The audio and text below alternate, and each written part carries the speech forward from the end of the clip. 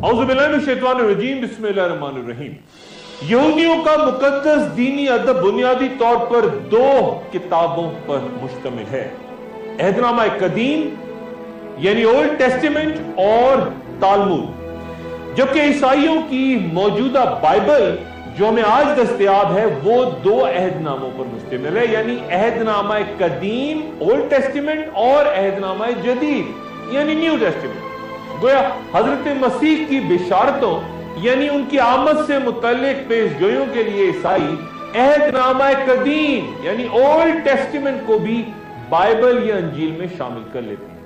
यह बात भी ज़हन में रहे कि पूरी बाइबल, पूरी अंजील में लफ्ज़ अंजील या बाइबल इस्तेमाल नहीं हुआ और पहली बार यह लफ्ज़ गालिबन 9वीं सदी ईस्वी में सामने आया। लेकिन यह बात ज़हन में रखना जरूरी है कि बहुत से हज़रात गलती से अहदनामा कदीम या ओल्ड टेस्टामेंट को तौरात कह देते हैं, जबकि तौरात अहदनामा कदीम की पहली 5 किताबों जिन्हें खम्से मूसी भी कहा जाता है सिर्फ वो है। उनके अलावा अहदनामा कदीम में मजीद 34 किताबें हैं और यह अहदनामा कदीम जो कि यहूदियों का मुकद्दस सहीफा है, ईसाइयों में भी मुकद्दस तस्वुर होता है। लेकिन जैसे मैंने पहले कहा, ईसाइयों के पास एक अलहदा अहदनामा जदीद या न्यू टेस्टामेंट भी मौजूद है। तौरात जिसको शरीयत या कानून भी कहते हैं, उसमें 5 किताबें, पैदाइश जेनेसिस जो कि गालिबन 8वीं सदी कबल मसीह में सामने आई और उसमें इब्तिदाई तारीख इसराइलियात बशमूल तख्लीक कायनात, तख्लीक आदम और कई अंबिया यानी हजरत इब्राहिम अलैहिस्सलाम, हजरत याकूब अलैहिस्सलाम, हजरत यूसुफ अलैहिस्सलाम और उनके भाइयों के किस्से हैं, ये सब मौजूद है। दूसरी किताब तौरात में खरूज या एक्सोडस कहलाती है, क्योंकि उसमें बनी इसराइल के मिस्र से सफर और फिर उनके सहराए सीना में भटकने और फिर शरीयत अता किए जाने का जिक्र है और इसमें हजरत मूसा अलैहिस्सलाम के अहकाम शरई या 10 कमांडमेंट्स का भी जिक्र है। तीसरी किताब तौरात की एविडिकस या अहबार कहलाती है और जिसमें हजरत याकूब अलैहिस्सलाम के बेटे लादी के वो कई मामलात की तशरीह है। जबकि चौथी किताब नंबर्स या गिनती या आदाद कहलाती है और उसमें बनी इसराइल के आदाद व शुमार और शजरे बयान। और 5वीं किताब ड्यूटेरोनोमी या इस्तश्ना कहलाती है और उसमें तमाम अहकामात और कवानीन जो पिछली किताबों में है वो दोहराए गए हैं और हजरत मूसा अलैहिस्सलाम की वफात का जिक्र है। इन 5 किताबों को गोया तौरात कहते हैं। और ये बात फिर बताता चलूं कि इनके अलावा 34 और किताबों को यहूदी मुकद्दस और अहदनामा कदीम मानते हैं, सिर्फ इन 5 किताबों यानी तौरात को नहीं। लेकिन अगर आप यहां की गुफ्तगू से उलझ गए हैं तो मजीद आगे बात बताऊं कि यहूदियों का अहदनामा कदीम जिसके 46 हिस्सों में से सिर्फ 5 को तौरात कहा जाता है, यानी अहदनामा कदीम को जिसे ईसाई भी तस्लीम करते हैं, अहदनामा जदीद या न्यू टेस्टामेंट की तरह मुकद्दस समझते हैं, लेकिन वो सिर्फ कैथोलिक ईसाई है, क्योंकि जो प्रोटेस्टेंट ईसाई हैं उनके नजदीक अहदनामा कदीम में से सिर्फ 39 जो हैं वो अहदनामा कदीम है और 7 सहीफों को वो अहदनामा कदीम का हिस्सा ही नहीं समझते, अंजील में शामिल ही नहीं करते। ये जरा थोड़ा सा पेचीदा मामला है। अहदनामा कदीम का जायजा लेने से पहले ये जानना जरूरी है कि चूंकि बनी इसराइल 7 मरतबा उनके ऊपर क़यामत खेज तबाही आई, इसलिए किताब भी बार बार गुम हो गई और कई बार इसे दोबारा लिखा गया। और उसी तरह जिस तरह बनी इसराइल के 12 कबीले ही कहीं तारीख में गुम हो गए और अब तक उनकी तलाश जारी है, लॉस्ट ट्राइब्स जिनका पहले मैं जिक्र कर चुका हूं। यहूदियों के कत्ल, उनकी इबादतगाहों की तबाही और मुकद्दस सहीफों के जलाए जाने के बाद यह नतीजा निकला कि अहदनामा कदीम भी महफूज नहीं रहा और मौजूदा अहदनामा कदीम बहुत बाद में लिखा गया और जैसा मैं पहले भी कह चुका हूं कि उसे 7वीं सदी ईस्वी में मुरतब किया गया और जिन लोगों ने उसे मुरतब किया उन्हें मसूराई कहते हैं, जिन्होंने वो मुसव्वदे जिन्हें बोसीदा या नाकिस पाया उन्हें अच्छी तरह जांचने के बाद जाया कर दिया। इन तमाम तबाहियों के दौरान असल नुस्खों का खात्मा हो गया और हर फिरके ने बाद में अपने मफाद और नजरियात के मुताबिक तौरात में कमी बेशी, जबान भी बदलती रही, कभी इब्रानी, कभी रोमी, कभी यूनानी। और मैंने गुफ्तगू के आगाज में यह बात भी कही थी कि यहूदियों के 2 मुकद्दस सहीफे عہد نامہ قدیم جس کا ایک حصہ توریت ہے اور جسے عیسائی بھی مانتے ہیں، اور دوسرا حصہ ہے تلمود جسے وحی غیر مکتوب کی حیثیت حاصل ہے، یعنی وہ روایات جو یہودیوں کے ہاں انبیاء اور اکابرین سے سینہ بسینہ اسرائیلی علماء تک پہنچے۔ اور اس وقت دو تلمود ہیں، ایک فلسطینی اور ایک بابلی، اور فلسطینی حجم میں بابلی سے کہیں بڑی، اور یہودیوں کی زندگی پر تلمود نے گہرا اثر ڈالا، اور اصل میں تلمود ہی زیادہ عام ہے توریت سے۔ یہودی کہتے ہیں کہ جس نے تلمود کی تعلیم سے بے اتنائی برتی اور صرف توریت میں مصروف رہا وہ نجات نہیں پا سکتا اور اس کا کوئی خدا نہیں۔ لیکن جس طرح اسلام ہمیں اللہ تعالیٰ کی اطاعت کا درس دیتا ہے اور پھر سکھاتا ہے کہ کس طرح اللہ کی رضامندی اور خوشنودی حاصل کی جا سکتی ہے، یہودیوں کے ہاں خدا کا تصور توریت میں کچھ اس طرح سے ہے۔ خداوند انسان کو اس سرزمین پہ پیدا کر کے پچھتایا اور کہا کہ میں نے جس انسان کو پیدا کیا نہ صرف اسے بلکہ حیوان اور پرندوں تک کو ہلاک کر دوں گا کیونکہ ان کے بنانے سے میں دکھی ہوا۔ گویا توریت کے مطابق خدا بھی کوئی کام کر کے انسانوں کی طرح پچھتاتا ہے، اور جہاں تک ان کا یہ کہنا کہ عقیدہ توحید یہودی عقائد کا ایک جزو ہے، تو اس کے بارے میں قرآن شریف نے اس بات کی سختی سے نفی کی۔ اور یہود کہتے ہیں حضرت عزیر علیہ السلام اللہ کے بیٹے ہیں، وقالت یہودا عزیر ابن اللہ۔ گویا صرف اسلام ہی وہ مذہب ہے جو عقیدہ توحید کو خالصتاً بیان کرتا ہے۔ دنیا میں کوئی مورخ یا ماہر اسرائیلیات آج تک یہ دعویٰ نہیں کر سکا کہ عہد نامہ قدیم یا توریت اپنی درست حالت میں موجود ہے، جبکہ قرآن مکمل اصل صورت میں قیامت تک موجود رہے گا، کتابی شکل میں بھی اور کروڑوں انسانوں کے سینوں میں بھی۔ ایک اور بات اہم یہ ہے کہ مسلمانوں پر اس حقیقت کے باوجود کہ قرآن کے سوا باقی الہامی کتابیں وقت کے ساتھ ساتھ ترامیم کی نظر ہو گئی، ہر کتاب کی مکمل عزت اور تقریب لازم ہے، لیکن یہودی صرف توریت یعنی انجیل و قرآن شریف کو تسلیم نہیں کرتے، اور اسی طرح عیسائی توریت اور انجیل کو تو مانتے ہیں لیکن قرآن شریف کو نہیں مانتے، جبکہ مسلمان سب کتابوں پر ایمان رکھتے ہیں۔ یہودیت ایک نسلی مذہب ہے، یعنی یہودی ہونے کے لیے ماں اور باپ کا یہودی ہونا ضروری ہے۔ کوئی دوسری قوم یا مذہب کا شخص یہودیت قبول نہیں کر سکتا، اور ان کے مذہب میں کوئی دوسرے مذاہب سے شادی بھی نہیں ہو سکتی۔ ان کی ریاست اسرائیل دنیا کا واحد ملک ہے جس کا نام حضرت یعقوب علیہ السلام کے نام پہ ہے۔ تاریخ میں یہ قوم نہ صرف بخت نصر، فرعونوں، اہل فارس، مسلمانوں، عیسائیوں، جرمنز، عربوں، یہ سب سے ہی لڑتے رہے، ٹکراتے رہے، لیکن تمام تر دشواریوں کے باوجود ایک قوت بن کے بار بار ابھرتی بھی رہے، اور اسی لیے وہ اپنے آپ کو اللہ کے پسندیدہ بندے یا چوزن پیپل کہتے ہیں۔ کسی پچھلی نشست میں یہ بات کہہ چکا ہوں کہ یہودیوں کا حضرت داؤد علیہ السلام اور حضرت سلیمان علیہ السلام کے دور میں تعمیر کردہ ہیکل سلیمانی بخت نظر بادشاہ نے تباہ کر دیا اور تابوت سکینہ کو وہ ساتھ رہ گیا، تو جو کہ آج تک نہیں ملا۔ اس عمارت کو فرسٹ ٹیمپل کہتے ہیں، اور اسی مناسبت سے آج دنیا میں فری میسنز جن کا تفصیلی ذکر آئندہ کروں گا اپنی عبادت حضرت سلیمان علیہ السلام کی طرز پہ کرتے، اپنے اجتماع کی جگہوں کو لاجز یا پھر ٹیمپلز بھی کہتے ہیں۔ پھر دوبارہ تعمیر ہوتے ہیکل سلیمانی کو رومن بادشاہ ٹائٹس نے تباہ کر دیا تھا، یہ بات بھی پہلے بیان ہو چکی ہے، اور اس کی چند باقیات بشمول ایک دیوار گریا مقدس ترین دیوار کے طور پہ آج یہودیوں کے لیے موجود ہے۔ یہودیوں کا ایمان ہے کہ وہ ہزاروں سال سے جس بادشاہ کا انتظار کر رہے ہیں وہ مسیحا بادشاہ آخر الزمان سے پہلے واپس آ کے ہیکل سلیمانی کو تعمیر کرے گا، اور تلمود میں اس مسیحا بادشاہ کا بار بار تفصیلی طور پہ ذکر ہے کہ دنیا کی تمام اقوام پر اس کی حکمرانی ہے، وہ حضرت داؤد علیہ السلام کی نسل سے ہوگا، اور دنیا کی کوئی طاقت کوئی قوم اس کا مقابلہ نہ کر سکے۔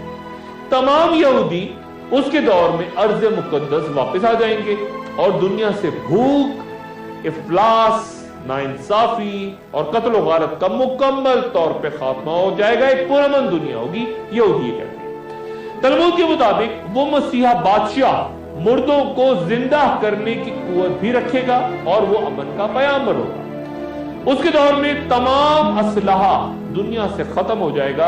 ये मैसेनिक एज कहलाते हैं, मसीहा की दुनिया, मसीहा का जमाना। और यहूदियों का ये भी कहना है कि उनके बहुत से अमल मसीहा बादशाह की जल्द दुनिया में आमद को तेज कर सकते हैं और मुस्तकबिल में उनके हाथों तामीर होने वाले तीसरे हैकल सुलेमानी या थर्ड टेंपल के बाकायदा नक्शे तक यहूदी तैयार करके बैठे, जो कि मस्जिद अक्सा की जगह तामीर होगा।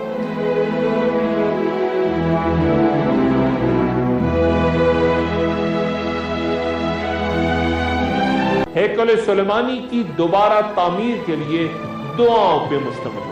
वो हर वक्त दुआ करते हैं मसीहा बादशाह की आमद। यहूदियों का कैलेंडर इब्रानी जबान में एनो मोंदाई कहलाता और ये उस वक्त से शुरू होता है जब उनके अकायद के मुताबिक दुनिया वजूद में आई थी, यानी तकरीबन 6000 साल पहले। और तभी एनो मोंदाई की मुनासिबत से इस वक्त आज यहूदी कैलेंडर 5776 AM है, क्योंकि ये कैलेंडर यानी दुनिया की तख्लीक का वक्त 3761 साल कब्ल मसीह बयान है। यहूदियों के मुताबिक उनका साल 6000 AM, जो कि ईसवी साल सन 2239 बनता है, उस दौर का आगाज होगा जब उनके बादशाह मसीहा को बाहर सूरत दुनिया में वापस आना है। यानी तब दुनिया को 6000 साल दुनिया की तख्लीक को मुकम्मल हो चुके होंगे और 7000वां साल एक मुख्तलिफ दौर का आगाज होगा यहूदी कैलेंडर के मुताबिक। यहूदियों का मुकद्दस दिन हफ्ता, सैटरडे या यौम सब्त भी हर 6 रोज के बाद वो दिन है जब तख्लीकी कायनात के दौरान आराम का दिन था, 7वां। गोया 7वें दिन को, 7वें हिस्से को इजराइलियात में अहमियत हासिल है और 7वां 1000 साल का आगाज वही बहुत अहम होगा और तभी वो दौर शुरू होगा यहूदियों के मुताबिक जब उनके मसीहा बादशाह ने दुनिया में आया। ये तमाम तस्करा यूं जरूरी कि हम मुसलमान ये मान रखते हैं कि अब कोई मसीहा बादशाह आने वाला नहीं है और हजरत ईसा अलैहिस्सलाम बनी इसराइल के वो आखिरी पैगंबर थे जो उस कौम को हिदायत देने के लिए आए थे और जिनको यहूदियों ने मसीहा समझने से इनकार कर दिया था कि वो उन्हें शान शौकत और ताकत और दबदबे के बजाय राह रास्त पे आने की तलकीन करते थे। वो हजरत ईसा अलैहिस्सलाम को सूली तक ले गए और अब जिस शख्सियत का बनी इजराइल को इंतजार है वो दुआएं करते हैं कि वो हैकल सुलेमानी को तामीर करके दोबारा उनकी गुमशुदा अजमत को बहाल करेगा और एक कैलेंडर बना के सामने उसे देखते रहते हैं। वो कोई मसीहा नहीं बल्कि मुसलमानों के नजदीक दज्जाल। एक वक्फा और वक्फे के बाद दोबारा। खुशामदीद। उलमा की एक बड़ी तादाद तौरात और कुरान का बगौर मुतालिया करके आखिरुज़्ज़मा और दज्जाल का ताल्लुक बनी इसराइल से एक बिल्कुल मुख्तलिफ अंदाज में भी बयान करती है, जिसका ताल्लुक वाक़या अजल से है। फिरौन की हलाकत के बाद उसके पंजे से आजाद सारी कौम ईमान लिए और हजरत मूसा अलैहिस्सलाम को हुक्म हुआ कि वो कोह तूर पे जाकर एतिकाफ करें, जिसके बाद उन्हें तौरात दी जाएगी, कुरान शरीफ की वो आयत।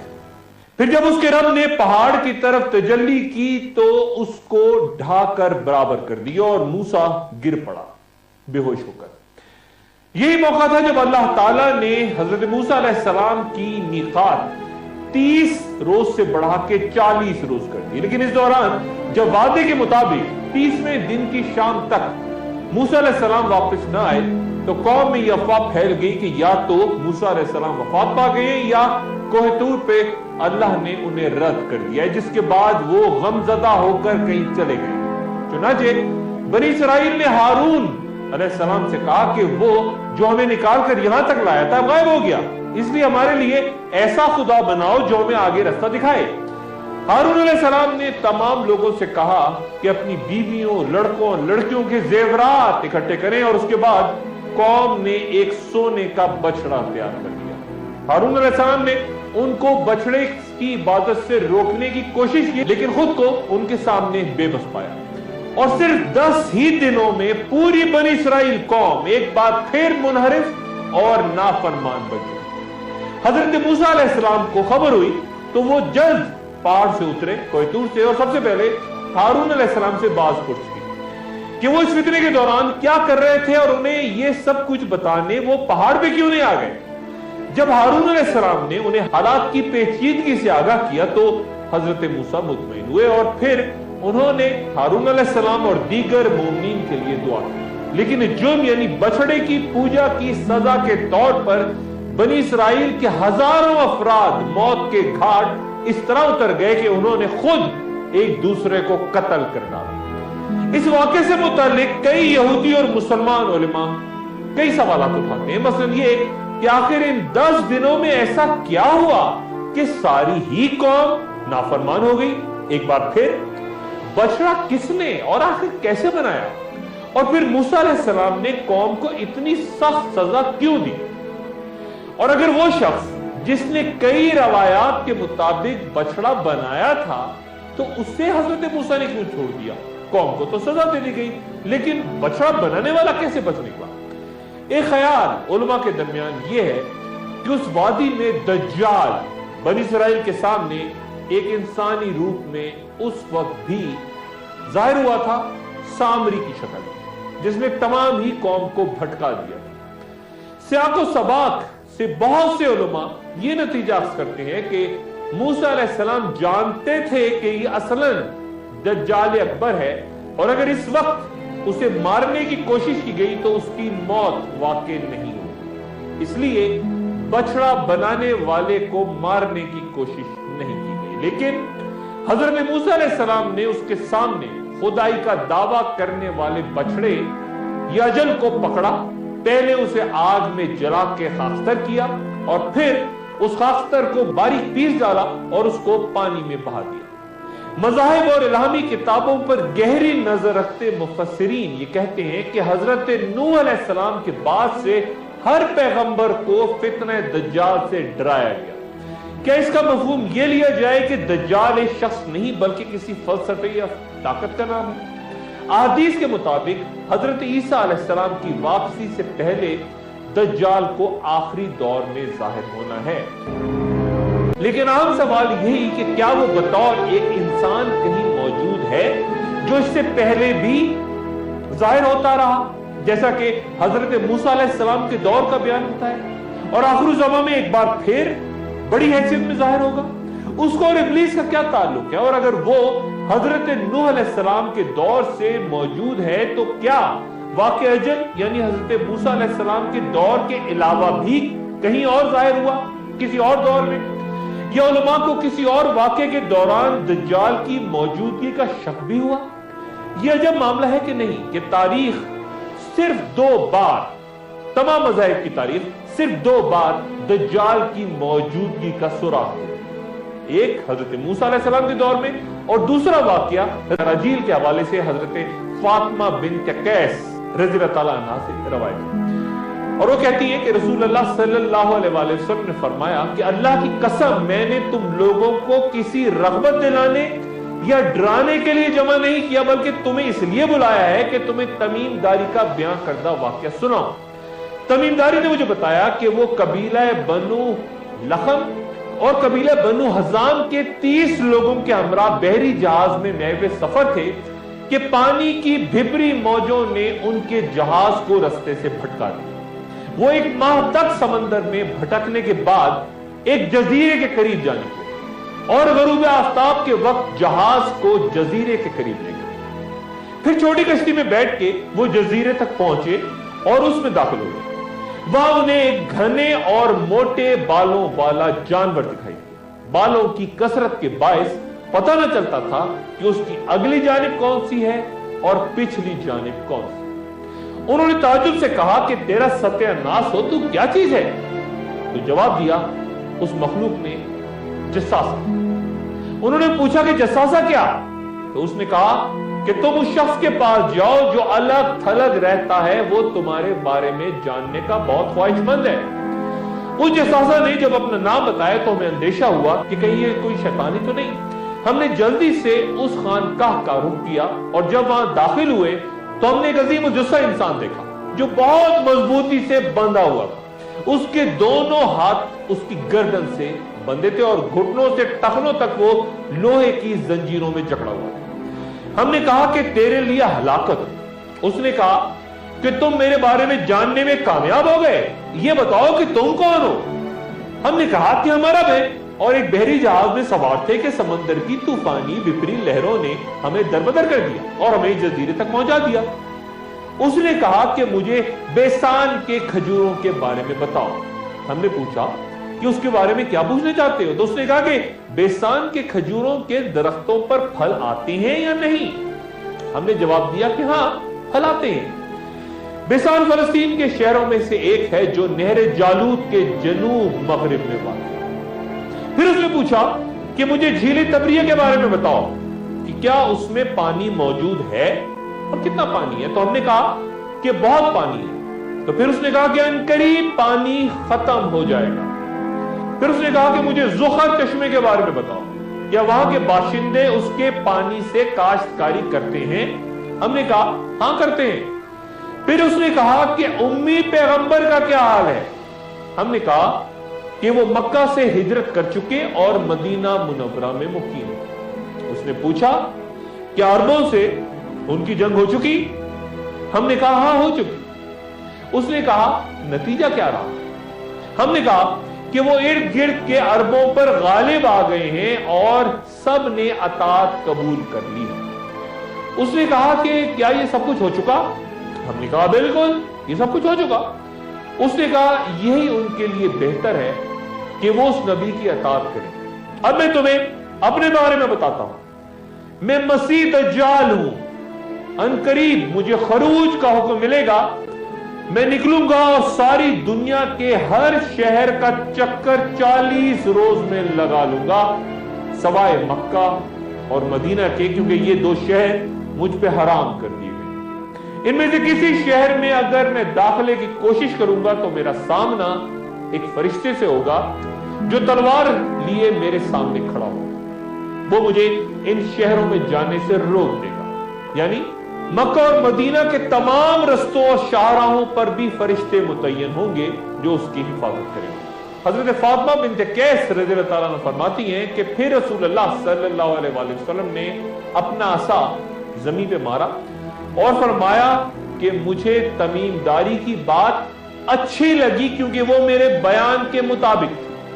और फिर आप सल्लल्लाहु अलैहि वसल्लम ने फरमाया कि खबरदार रहो, वो यानी दज्जाल शाम के समंदर यानी बहरे मुतवस्सित या यमन के समंदर यानी बहरे अरब में है, लेकिन नहीं, वो मशरिक में है। और फिर आप सल्लल्लाहु अलैहि वसल्लम ने मशरिकी जानिब इशारा फरमाया और हजरत फातिमा बिन्त कैस रज़ियल्लाहु ताला अन्हा फरमाती हैं कि मैंने ये हदीस जहन में महफूज कर ली। तो क्या दज्जाल किसी ऐसे जजीरे में है जो कि मदीना मुनव्वरा के मशरिक में, या फिर उन समंदरों में जो कि मुख्तलिफ जगहों पे बयां किए जाते हैं? और क्या वो जजीरा जिसका जिक्र हुआ ये भी कहीं उन समंदरों में? एक वक्फा और वक्फे के बाद दोबारा जरूर। खुशामदीद। दज्जाल का फितना अजीम तरीन फितना बयान होता है, लेकिन वो कहां है, कब से है और उसका ज़हूर किस मकाम पर किस वक्त होगा, इस बारे में कुरान शरीफ में जिक्र है। खुसूसन तब जबकि अहम तरीन मज़ाहिब में आखिर ज़मा के हवाले से उसका अहम तरीन किरदार उनके बेशतर उलमा दज्जाल ही बयान। क्या हिकमत है हम नहीं जानते। रसूलुल्लाह सल्लल्लाहु अलैहि वसल्लम को अपनी उम्मत के बारे में इस फितने का बहुत खौफ था। तमाम अंबिया साबिकीन ने भी अपनी उम्मतों को हजरत नूह अलैहिस्सलाम के बाद से लेके इस फितने से डराया था। और नबी सल्लल्लाहु अलैहि वसल्लम ने हर नमाज के आखिर में फितने दज्जाल से पनाह मांगने का हुक्म दिया। कुरान मजीद में जिक्र न आने की क्या हिकमत हो सकती है, इस पे बात मैं आइंदा करूंगा। लेकिन खुरूज दज्जाल से पहले एक अहम वाकया यूं पेश आया। हजरत अबू हुरैरा रज़ियल्लाहु अन्हु से रवायत है कि कयामत तब तक न आएगी जब तक ईसाई अहमाक या दाबक के मकाम पे पड़ाव न डाले। दाबक की तारीखी बस्ती शाम के शहर हलब के नजदीक तुर्की की हदूद से सिर्फ 10 किलोमीटर के फासले पर। ईसाइयों का मुकाबला करने के लिए मदीना से मुसलमानों का एक लश्कर रवाना होगा, जो कि उस वक्त रूए जमीन पे बेहतरीन लोग होंगे। जब दोनों लश्कर एक दूसरे के मुकाबिल सफारा होंगे तो ईसाई कहेंगे कि तुम लोग जरा हट जाओ, पहले हमें उन लोगों से लड़ाई करने दो जो हम में से गिरफ्तार हो गए। इस बात से मालूम होता है कि मुसलमानों और ईसाइयों में तब तक कई जंगें हो चुकी होंगी जिनमें मुसलमान कामयाब हुए होंगे, ईसाइयों को कैदी बना लिया गया होगा और वो फिर मुसलमानों के लश्कर में इस्लाम कबूल करने के बाद लड़ रहे हैं। लेकिन मुसलमान कहेंगे कि नहीं, अल्लाह की कसम, हम अपने इन मुसलमान भाइयों से नहीं अलग हो सकते। लड़ाई शुरू होगी और मुस्लिम लश्कर का 1/3 हिस्सा मैदान जंग से फरार हो जाएगा। लश्कर के 1/3 लोग शहीद हो जाएंगे और ये अल्लाह के नजदीक अफजल तरीन शोदा, और बाकी 1/3 लश्कर फतह हासिल करेंगे। ये लोग कभी फितने में मुब्तला नहीं होंगे और यही लोग कुस्तंतुनिया फतह करेंगे। जब वो अपनी तलवारें जैतून के दरख्तों से लटका के माले गनीमत वगैरह तकसीम कर रहे होंगे तो शैतान दरमियान में आके आवाज लगाएगा कि लोगों, तुम्हारे बाद मसीह दज्जाल तुम्हारे घरों में दाखिल हो गया। शैतान की खबर सुन के लश्कर इस्लाम के सिपाही घबरा के वहां से निकलेंगे। खबर तो बातिल होगी, गलत होगी, लेकिन जब वो शाम में पहुंचेंगे तो वाकई मसीह दज्जाल का ज़हूर हो चुका। कहते हैं कि खुरूज दज्जाल से पहले 3 साल बहुत सख्ती और शिद्दत की होगी। लोग इन सालों में खुराक की शदीद किल्लत के शिकार होंगे। पहले साल अल्लाह आसमान को हुक्म देगा कि वो अपनी 1/3 बारिश रोके और जमीन को हुक्म देगा कि वो अपनी 1/3 पैदावार बंद करे। फिर अगले साल आसमान को हुक्म होगा कि वो अपनी 2/3 बारिश रोक ले और जमीन को हुक्म होगा कि वो अपनी 2/3 पैदावार बंद करे। और फिर तीसरे साल आसमान को हुक्म होगा कि वो अपनी सारी बारिश रोक ले और जमीन को हुक्म होगा कि वो अपनी सारी पैदावार बंद करे। नतीजा ये निकलेगा कि आसमान से बारिश का एक कतरा ना गिरेगा और जमीन से कुछ पैदा ना होगा। रूए जमीन पे जितने भी सायादार दरख्त होंगे वो तबाह बर्बाद हो जाएंगे, सवाए उनके जिनको अल्लाह बताएगा। लोगों ने सवाल किया कि या रसूल अल्लाह, फिर लोगों का जरिए माश क्या होगा? तो आप सल्लल्लाहु अलैहि वसल्लम ने फरमाया कि वो ला इलाहा इल्लल्लाह, अल्लाहु अकबर और अल्हम्दुलिल्लाह कसरत से पढ़ेंगे, यही उनके लिए खुराक का काम करेगा। ये दज्जाल के ज़हूर से पहले होगा, जो कहीं मौजूद है, लेकिन कहां हम नहीं जानते। मदीना के मशरिक में, किस तरफ, या किसी जजीरे में, किसी समंदर में, कौन सा जजीरा, क्या बरमुदा ट्रायंगल? गुफ्तगू का सिलसिला जारी रहेगा। अपने दोस्तों, रिश्तेदारों, गिरदो नवाह के लोगों का सबका ख्याल रखिएगा। अल्लाह।